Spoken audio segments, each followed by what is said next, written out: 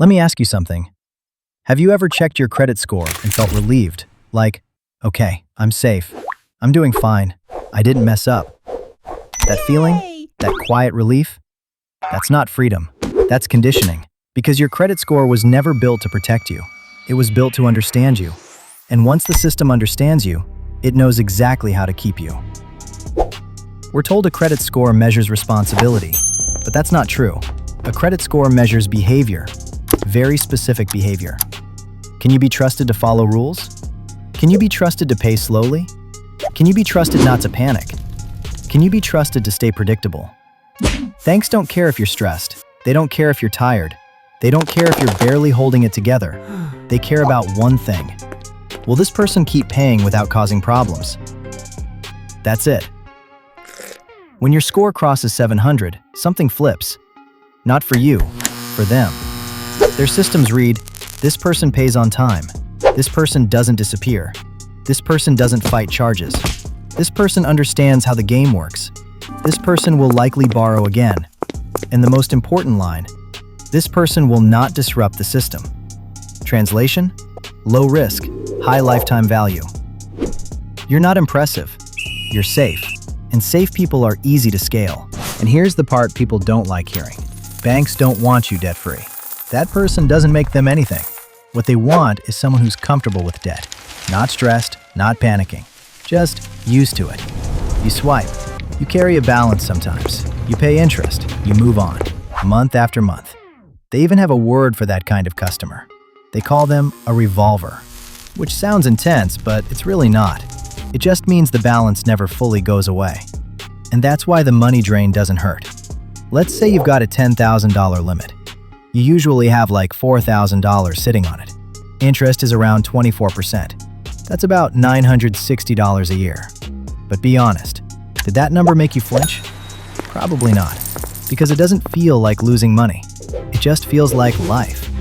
Now imagine that over 10 years. Yeah, and then something else happens. Your credit limit goes up, and you're like, oh nice, they trust me. Which feels good, but what they actually learned is, this person doesn't freak out when the number gets bigger. So $5,000 turns into $15,000, then $20,000. You don't even have to use all of it. Even using like 30% is enough. That's $6,000. At 22% interest, that's over $1,300 a year. Nothing dramatic changed, but the machine got bigger, and you didn't really notice. And once that happens, that's when the offers start showing up. Pre-approved, exclusive, selected just for you. And yeah, it feels nice. You feel seen. But here's the thing. They didn't see you. They scored you. They already know you accept offers, you use them, and you usually don't default. So when that email shows up, it's not random.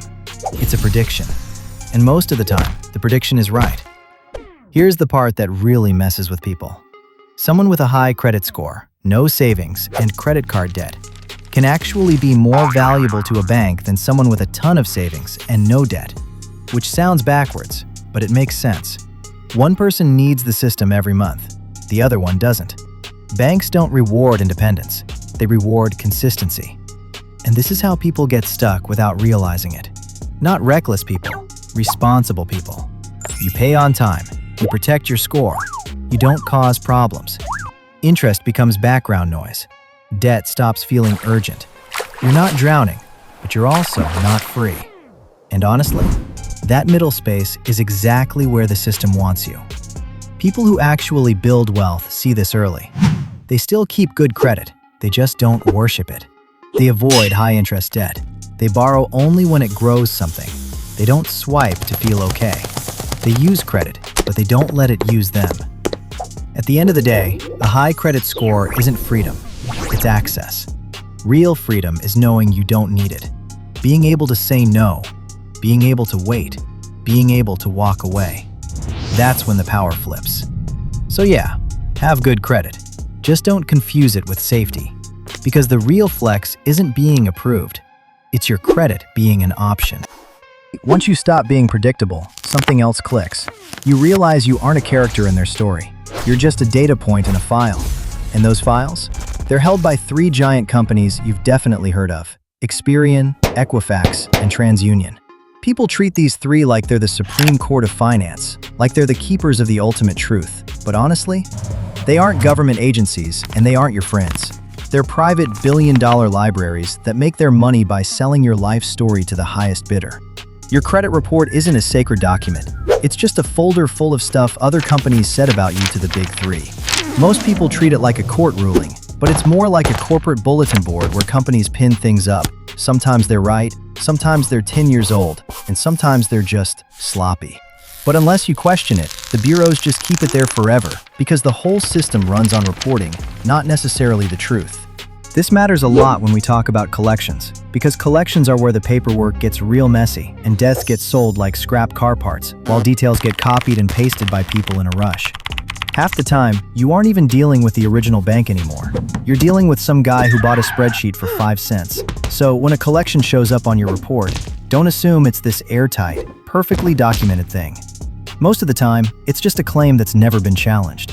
And the answer to, do I have to accept this, is no. The burden of proof isn't on you, it's on them.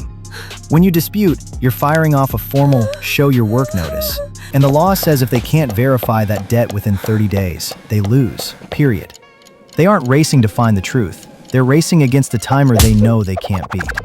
And if they can't find the receipts before the clock hits 0, delete. Gone. But wait, if you really want to flip the script, you go to the source. You think the big three are the bosses? They're just the front desk. The real dirt is in the back rooms. Companies like LexisNexis that act like the secret police of credit, keeping a file on every move you've ever made and feeding that data to the big three. If you freeze those secondary reports, it's like turning off the lights in the room, so the debt collectors suddenly can't find their way around, making it even harder for the big three to verify anything at all. Now, you'll see people offering to fix this for you. Guys in suits promising an 800 score for $2,000. But don't fall for the magic wand.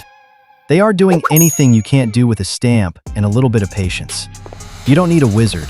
You just need to realize the machine is lazy, and a clean slate is only useful if you stop playing the old game. And while you're out there reclaiming your data, stop falling for the free score trap that everyone uses. Those apps that promise to help you track your progress for free aren't actually tools. They're digital showrooms designed to keep you in the loop. They show you a Vantage score, which usually isn't even the FICO score that most banks actually use to judge you, just so they can dangle a shiny new credit card offer right in front of your face the moment your number ticks up.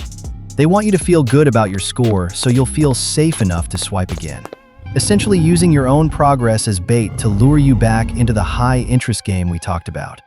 It's a brilliant feedback loop designed to turn your financial awareness into a sales pitch, making sure that even when you think you're winning, you're still just a predictable, profitable revolver in their machine. Real awareness isn't checking a colorful app every morning. It's realizing that the app is only there to sell you more of the debt you're trying to escape. So yeah, have good credit. Use it to open doors and build things, but never, ever let a file define your worth as a person. A credit score is just a reflection of how well you play their game. But once you know how the paperwork works, you're the one holding the controller.